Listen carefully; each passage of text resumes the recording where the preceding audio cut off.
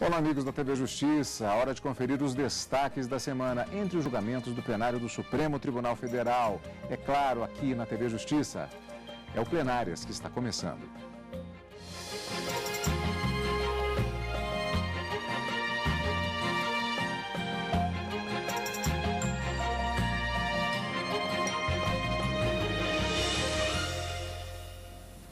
Hoje, com os principais momentos das sessões plenárias do Supremo Tribunal Federal dos dias 18 e 19 de novembro de 2015.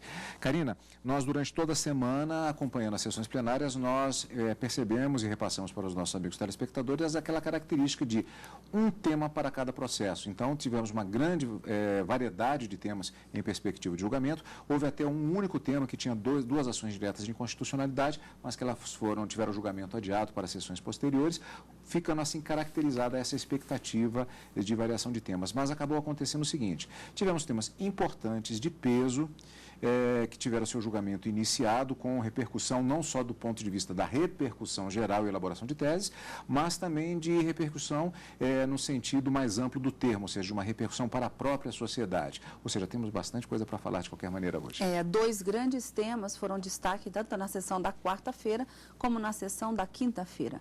Na quarta, os ministros acabaram confirmando uma orientação jurisprudencial que começou em outubro do ano passado e envolve o momento da incidência ou a amplitude da incidência da emenda constitucional número 41 de 2003, que trata justamente do teto remuneratório dos servidores públicos. Se no cômputo, no momento de se analisar o quanto esse servidor vai receber de proventos a título de aposentadoria, se nesses valores, na hora de se calcular o teto, são incluídas as chamadas vantagens pessoais, gratificações adicionais que ele recebeu durante o tempo de serviço, os quinquênios, não é, que são gratificações, na verdade, adicionais por tempo de serviço trabalhado, se tudo isso deveria ser computado ou não à luz do que determinou a emenda constitucional 41.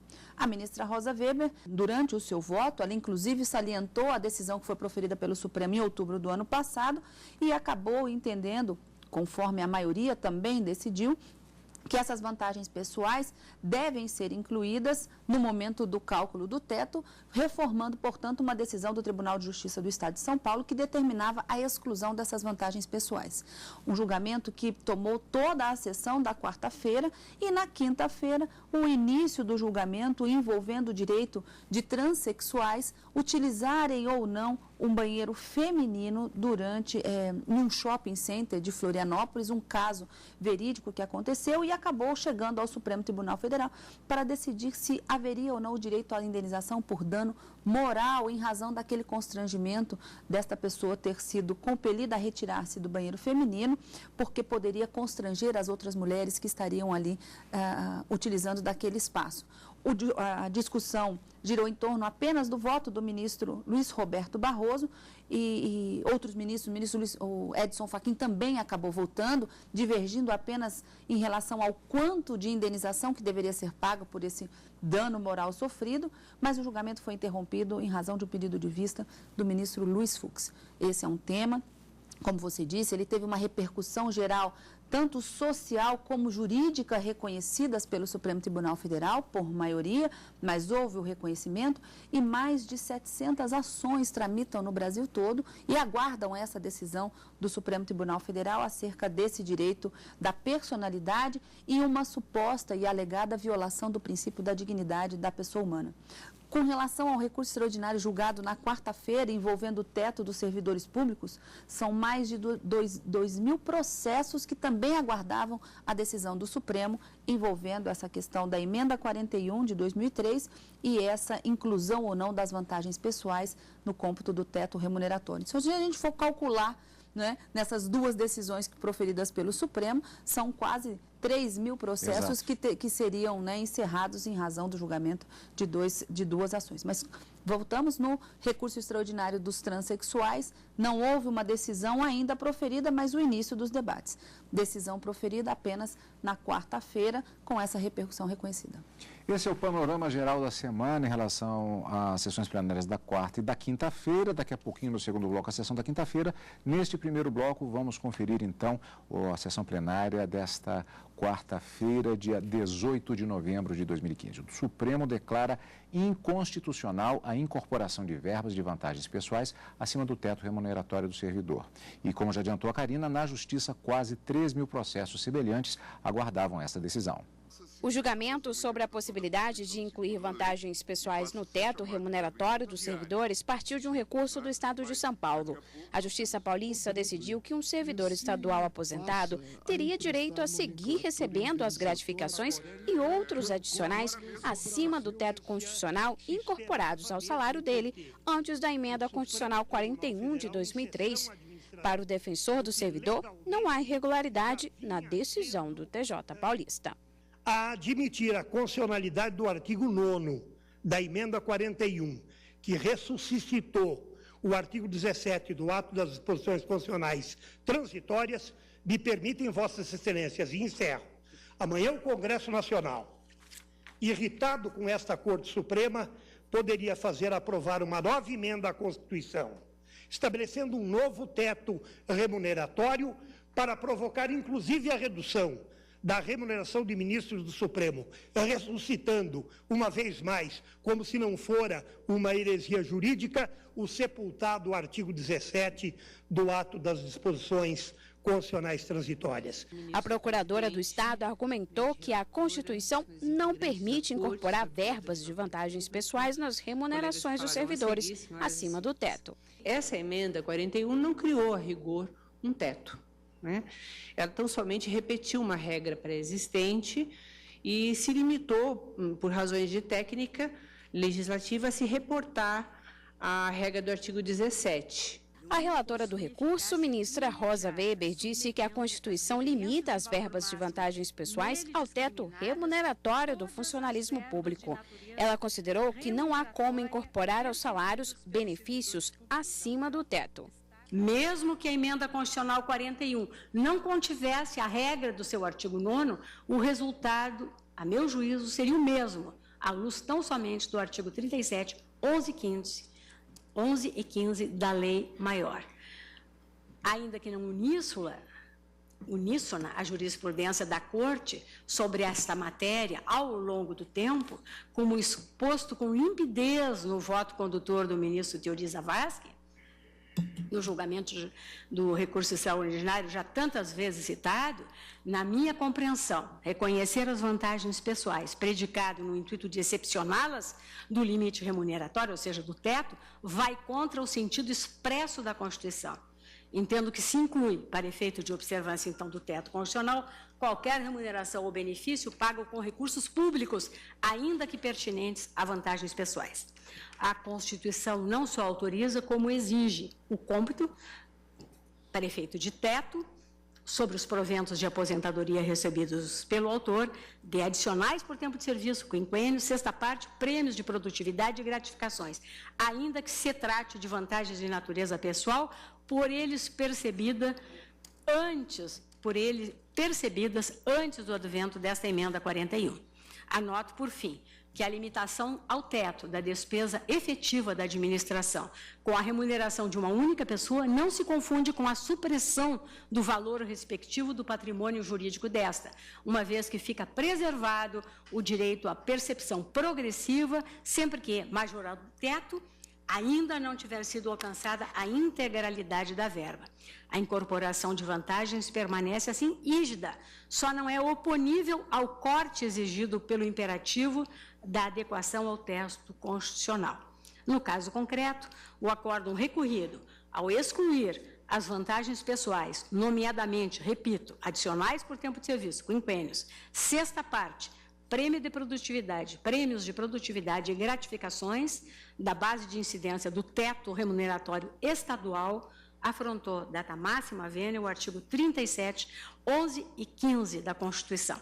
Ante o exposto, senhor presidente, eu voto no sentido do provimento do recurso ordinário para restabelecer a sentença de improcedência e propondo a seguinte tese: computam-se para efeito de observância do teto constitucional do artigo 37(11) da Constituição, após a vigência da emenda constitucional 41 de 2003, também os valores percebidos anteriormente ao seu advento a título de vantagens pessoais pelo servidor público.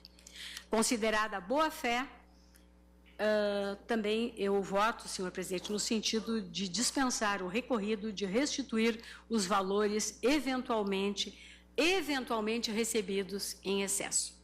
É o voto, senhor presidente. O ministro Marco Aurélio divergiu da relatora. Eu não posso, presidente, sob pena de renegar tudo que fiz até aqui como juiz nesses 37 anos, endossar uma mudança tão substancial de entendimento, sem esquecer palavras de John Steinberg, segundo as quais, quando uma luz se apaga, é muito mais difícil, muito pior, do que se ela jamais houvesse brilhado. Voto estritamente pelo desprovimento do recurso, forte na necessidade de preservar-se, passo a passo, a segurança jurídica.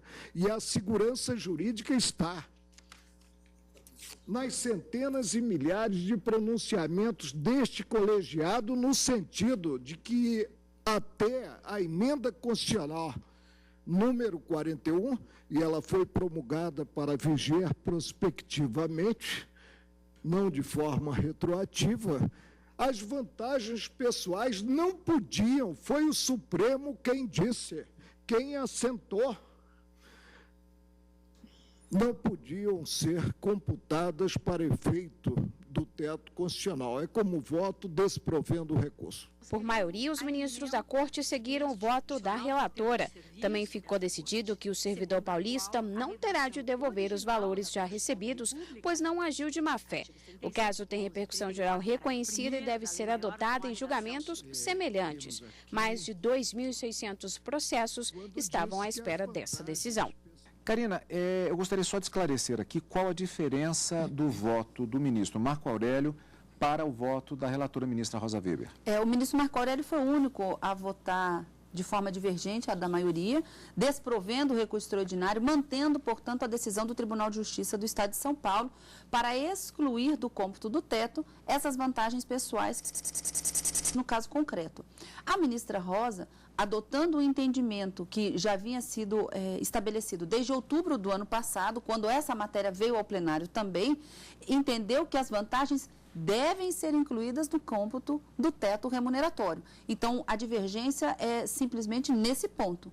E o ministro Marco Aurélio, ele divergiu por entender que, até então, o Supremo Tribunal Federal já havia proferido e havia uma jurisprudência muito farta na Suprema Corte, no sentido de que essas vantagens pessoais não deveriam ser computadas de acordo com o que determinava a emenda 41, desses valores recebidos antes de 2003, portanto, a data da emenda. Para ele, o princípio da segurança jurídica deveria ser preservado e não poderia ser modificado esse entendimento, como, de fato, com o voto da maioria que se formou na sessão de quarta-feira, teria havido essa mudança de jurisprudência. Então, ele diverge com base no princípio da segurança jurídica, que também é um direito fundamental para excluir essas vantagens pessoais do cômputo do teto remuneratório. E no finalzinho a gente até consegue ouvir ele dizendo, são mais de centenas de milhares de decisões do Supremo dizendo que essas vantagens não deveriam ser incluídas para o cômputo do teto remuneratório. Então, com base, insisto, no princípio da segurança jurídica, o ministro Marco Aurélio divergiu, mas foi o único voto dissidente. A maioria se formou no sentido de que devem ser computadas sim e acabou provendo o recurso para reformar a decisão do Tribunal de Justiça do Estado de São Paulo. Sessão plenária desta quarta-feira, portanto, em destaque no primeiro bloco do nosso programa Plenárias de hoje. E no próximo bloco você vai ver a sessão plenária da quinta-feira, em destaque, a discussão sobre a possibilidade de uma pessoa ser tratada socialmente como se pertencesse a um sexo diferente do seu, mas com o qual ela se identifica e se apresenta de forma social. É o que você vai ver no próximo bloco.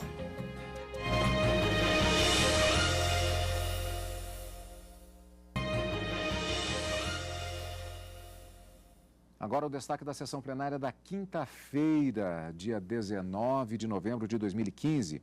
O Supremo Tribunal Federal começou a julgar um caso cujo resultado é aguardado por mais de 700 processos no país.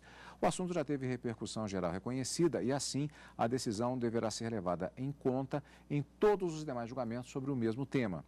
Trata-se de um recurso extraordinário que discute a possibilidade de uma pessoa ser tratada socialmente como se pertencesse a um sexo diferente do dela, mas com o qual ela se identifica e se apresenta socialmente. O recurso julgado pelo plenário trata de um pedido de indenização por danos morais de uma transexual impedida de usar o banheiro feminino em um shopping. A Justiça de Santa Catarina considerou que, apesar do fato ser lamentável, não havia provas suficientes para responsabilizar o estabelecimento pelo ocorrido. A advogada da recorrente disse que a decisão do TJ de Santa Catarina violou a dignidade da pessoa humana, princípio fundamental previsto na Constituição. É imprescindível que o direito proporcione às pessoas não apenas a garantia de vida, mas a garantia a uma vida digna. Ou seja, que haja condições mínimas para que os indivíduos gozem de salutar existência no meio social. A Procuradoria-Geral da República opinou para que a indenização de R$15 mil concedida pela Justiça de Primeiro Grau seja restabelecida. A situação vivenciada pela recorrente não foi um mero incômodo ou aborrecimento.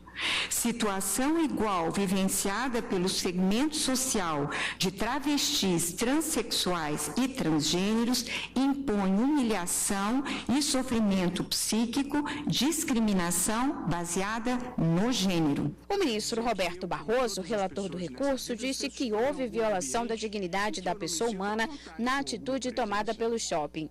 Ele citou o estudo que aponta que o Brasil lidera mundialmente o número de casos de violência contra transexuais. Para ele, os transexuais têm direito a se identificarem e serem tratados socialmente de acordo com a identidade de gênero escolhida pela pessoa, inclusive em banheiros públicos. O lado que eu escolho é de reconhecer o direito fundamental dos transexuais de serem tratados como gente, de serem tratados como pessoas, de serem tratados com respeito à sua identidade, que nem mesmo é produto de uma escolha, é produto de uma circunstância da vida, é um fenômeno da natureza. Portanto, presidente, eu estou propondo como tese para a repercussão geral uma proposição bastante singela que tem a seguinte dicção: os transexuais têm direito a serem tratados socialmente de acordo com a sua identidade de gênero, vírgula, inclusive na utilização de banheiros de acesso público, ficando, portanto, fincado, eu diria, no caso concreto que envolve a utilização de banheiros de acesso público. Em relação ao caso concreto, eu estou dando provimento ao recurso extraordinário para a reforma do acórdão recorrido e consequente manutenção da sentença, na verdade, restabelecimento da sentença, que condenou a ré a indenizar a parte autora pelos danos morais sofridos, uma indenização de R$15 mil. Portanto, estou dando provimento ao recurso para restabelecer a sentença que fixara uma indenização.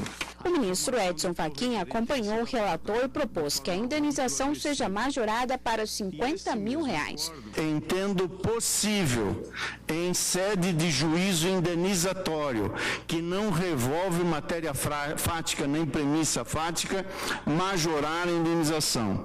E, diante da humilhação a que foi submetida a requerente, proponho condenação da requerida Beira-Mar Shopping Center em R$50 mil, atualizado monetariamente acrescido de juros de mora no percentual de 1% ao mês a contar de 8 de agosto de 2008, data do evento. E concluo, senhor presidente, propondo também, e aí a proposta é a esta corte, acredito, ministro Roberto Barroso, que se esse for o posicionamento majoritário desta corte, talvez possamos começar a praticar essas premissas nesta Corte. Estou também propondo que seja determinada a reautuação do recurso extraordinário para incluir, ao lado do nome civil da recorrente, o nome social, tal qual declinado na petição inicial. É como voto, senhor presidente. O julgamento foi suspenso após o ministro Luiz Fux pedir para analisar melhor o caso. Eu entendo, à luz da doutrina e da filosofia constitucional, de que nos processos objetivos onde há desacordo moral razoável, é preciso que nós tenhamos os ouvidos atentos ao que a sociedade pensa. Karina, nós tivemos diversas manifestações, na verdade, na sessão plenária, inclusive manifestações, questionamentos que foram feitos pelo ministro Marco Aurélio de ordem técnica. Ele disse que se coadunava com o voto do ministro Roberto Barroso no que se refere à questão de direitos fundamentais, direito a um tratamento digno, mas ele levantou uma série de questões. Na verdade, não votou ainda. O que se faz prever, inclusive, pela manifestação do ministro Luiz Fux, já nesse pedido de vista, que nós teremos diversos pontos de vista num debate interessante quando esse processo retornar ao plenário. 2 votos já se manifestaram favoravelmente à procedência do recurso extraordinário, que, como a gente disse no início, tem repercussão geral reconhecida, tanto social como jurídica, para atender esse direito dessas minorias que são os transexuais. E o voto do ministro Luiz Roberto Barroso, sempre muito didático, ele explica o que seria essa transexualidade, não é? As pessoas que se veem de forma diferente daquele sexo em que ela biologicamente é identificada. Então, essas pessoas, elas têm o direito, e ele explica que 3 são os fundamentos para se justificar o tratamento com relação a essa identidade de gênero. Então, ele começa falando da dignidade como uma forma de valor intrínseco à pessoa humana e, portanto, deveria ser um dos fundamentos para se garantir esse direito a esse reconhecimento da identidade de gênero, a dignidade da autonomia e da autodeterminação dessas pessoas de se verem de forma diferente ao sexo que elas foram concebidas, e também o dever do Estado democrático de direito de proteger essas pessoas em relação a essa possível discriminação. Então, diante desses 3 fundamentos, o ministro entendeu que estariam sim sendo violados, de acordo com os fatos e os documentos e o que se busca nesse recurso extraordinário, tudo o que se discutiu, teria havido sim uma violação passível de dano moral para essa pessoa que veio ao Supremo recorrer e que são mais de 700, né? Nós dissemos, são 778 processos sobrestados e que tratam justamente desse pedido de dano moral. O ministro acabou entendendo que estariam sim violados tanto a dignidade da pessoa humana, como princípio fundamental previsto no artigo 1º da Constituição, como também direitos da personalidade. E acabou reformando a decisão do Tribunal de Justiça de Santa Catarina, que entendeu que não teria havido um dano moral, mas um mero dissabor, e teria afastado a condenação de primeira instância. O ministro Roberto Barroso reforma a decisão do TJ para manter a indenização no valor de R$15 mil. Logo em seguida, o ministro Edson Fachin vota e não só majora o valor da indenização, como determina que este processo, esse recurso extraordinário, seja reautuado para que se conste o nome da pessoa, do recorrente, como ele socialmente se apresenta e não como aquele em que na sua identidade constaria. Então, há uma sentença até um pouco, assim, com uma extensão um pouco maior do ministro Edson Fachin, quando então o ministro Luiz Fux acabou pedindo vista do processo. Um tema que causa sempre um grande debate e que pode ser retomado a qualquer momento. Até o final do ano esse processo pode ser retomado, mas vamos calcular que o ministro Luiz Fux deve preparar melhor o seu voto e aí disponibilizar para o presidente para que o inclua em pauta para a retomada desse julgamento envolvendo esse direito de dano moral de um transexual que teria sido barrado em um banheiro feminino num shopping no estado de Santa Catarina, no município de Florianópolis. E o julgamento, quando ele retornar, a apresentação do voto vista do ministro Luiz Fux, você vai acompanhar ao vivo no direto do plenário. De qualquer maneira, independente de que esse voto vista seja apresentado na semana que vem ou não, nós já temos um encontro marcado ainda na próxima semana, né, Karina? Na próxima semana, quarta e quinta-feira, ao vivo, direto do plenário, e no final de semana com plenárias. Agradecendo, como sempre, a sua companhia conosco aqui na TV Justiça, acompanhando os destaques da semana dos julgamentos do plenário do Supremo Tribunal Federal. E continue conosco na TV Justiça.